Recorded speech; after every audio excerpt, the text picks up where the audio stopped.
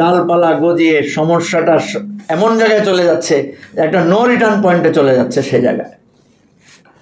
ঠিক অনুরূপভাবে রাজনৈতিক দলগুলোকে এত হেয় প্রতিপন্ন করা হচ্ছে, একের পর এক রাজনৈতিক দলগুলোর বিরুদ্ধে এমনভাবে প্রচারণা চালানো হয়েছে, মনে হচ্ছে যে রাজনৈতিক দলগুলোই বাংলাদেশের সবচেয়ে অধর্ম এবং অকর্মণ্য লোক। এই জায়গায় আমি আমাদের প্রিয় ভাই আব্দুল সালামকে স্মরণ করি, যে যারা সমস্ত কিছুর মধ্যে দেশকে ভালোবাসেন। রাজনীতিবিদদের অনেক ব্যর্থতা থাকতে পারে, কিন্তু ইতিহাসের পরতে পরতে রাজনীতিবিদরাই টিকে ছিলেন, তারাই সংগ্রাম জারি রেখেছেন, সমালোচনা সত্ত্বেও তারাই আবার ঘুরে দাঁড়িয়েছেন। সেটা হলো এত বড় অর্জন আমরা করলাম, এতগুলো প্রাণের বিনিময়, এত রক্তের দান। এক বছর যেতে না যেতেই আমাদের মধ্যে আশঙ্কা, আমাদের মধ্যে একটা ভয় বা আমাদের মধ্যে একটা দ্বিধা তৈরি হয়েছে, আমাদের রক্তটা বৃথা যাবে কিনা, বা আমাদের এই জীবন দানটা কেবলই একটা ক্ষমতার পরিবর্তন কিনা, কেবলই একটা রেজিম চেঞ্জ কিনা, নাকি ভিন্ন কিছু। আমাদের মুক্তিযুদ্ধের খুব অল্প সময় পরে আমরা দেখলাম আমরা বিভক্ত হয়ে গিয়েছিলাম। যিনি আমাদের ঐক্যের কেন্দ্র ছিলেন শেখ মুজিবুর রহমান, তিনি আমাদেরকে বিভক্ত করেছেন, তিনি স্বৈরশাসন ফিরিয়ে এনেছেন, তিনি সংবাদপত্রের কণ্ঠরোধ করেছেন, তিনি গণতন্ত্রের টুটি চেপে ধরেছিলেন। আজকে কেন যেন মনে হচ্ছে ইতিহাস কি আমরাও সেই জায়গায় যাচ্ছি।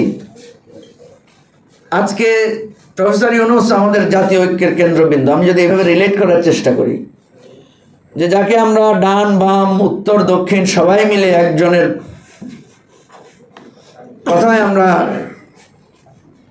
এক কবিতার ছন্দে আমরা মহাবিষ্ট হয়ে একটা স্বপ্ন দেখেছিলাম, তিনি আজকে আমাদের কাছে নানা প্রশ্ন বানে আমরা তাকে জর্জরিত করছি, তার সম্পর্কে প্রশ্ন তুলছি, তার কাছ থেকে প্রাপ্তি অপ্রাপ্তের হিসাব মিলাচ্ছি, তাকে সমালোচনা করে তাকে সঠিক পথে রাখার জন্য আমরা সবাই মিলে চেষ্টা করছি। দেখেন, এখনো সেই রেকর্ডগুলো পাওয়া যাবে খুঁজলে, আজ থেকে 2 বছর 3 বছর আগে 1.5 বছর আগে যে কথাগুলো আমরা শেখ হাসিনাকে বলেছিলাম। আমরা যারা এই মাঝামাঝি রাজনৈতিক দলের সদস্য, আমরা 2 পক্ষকেই বলেছিলাম। আমার এখন স্পষ্ট মনে পড়ে যে শেখ হাসিনাকে উদ্দেশ্য করে আমরা বলেছিলাম, আপনি গণতন্ত্রের পথে ফিরে আসেন, আপনার হয়তো সাময়িক পরাজয় ঘটবে, কিন্তু আপনি ফ্যাসিবাদের অতল গহ্বরে তলিয়ে যাবেন না। আমরা আহ্বান করেছিলাম একটা নির্বাচন দেন, আমরা আহ্বান করেছিলাম আমাদের কথা বলার স্বাধীনতাকে একেবারে খর্ব করে দিয়েন না,